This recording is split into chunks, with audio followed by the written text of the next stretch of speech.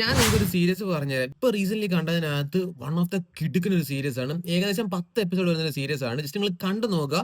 ഒരു basic plot എന്താണെന്ന് വെച്ചാൽ ഒരാള് ഒരു കുട്ടിയെ കുറച്ചധികം ബ്രൂട്ടലായിട്ട് കൊല്ലുന്നുണ്ട്.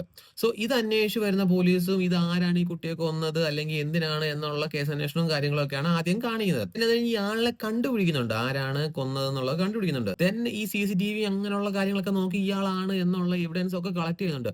പക്ഷേ ഡീപ്ലി കുറച്ചധികം ഇൻവെസ്റ്റിഗേഷൻ ചെല്ലുമ്പോഴത്തേക്ക് ഈ കൊന്ന ആളും കൊന്ന സ്ഥലത്തും ഉണ്ട്, വേറൊരു സ്ഥലത്തും ഉണ്ട്. അയാൾ അവിടെയും ഇവിടെയും കൂടെ രണ്ടിടത്ത് നിൽക്കുന്നതായിട്ടുള്ള രീതിയിൽ കൺഫ്യൂഷൻ വരും. ഇപ്പൊ നിങ്ങൾക്ക് ഒരു കൺഫ്യൂഷൻ വന്നില്ലയോ?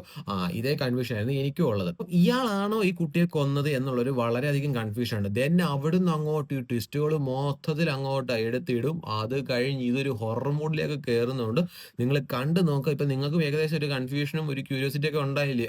ഇത് വെച്ചുകൊണ്ടാണ് ഞാനും ഈ സീരീസ് മൊത്തം കണ്ടു തീർത്തത്. ജസ്റ്റ് കണ്ടു നോക്കുക. ഒരു ഇൻവെസ്റ്റിഗേഷനിൽ തുടങ്ങി ദെൻ അത് കഴിഞ്ഞൊരു ഹൊറർ മൂഡിലേക്ക് മാറുന്ന ഒരു കിടുക്കൻ സീരീസ് ആണ്. സംഭവം ജിയോ ഹോട്ട്സ്റ്റാർ അവൈലബിൾ ആണ്. അപ്പൊ സീരീസിന്റെ നെയിം വരുന്നത് ദ ഔട്ട്സൈഡർ എന്നാണ്. ജസ്റ്റ് നിങ്ങൾ കണ്ടു നോക്കുക. കിടുക്കൻ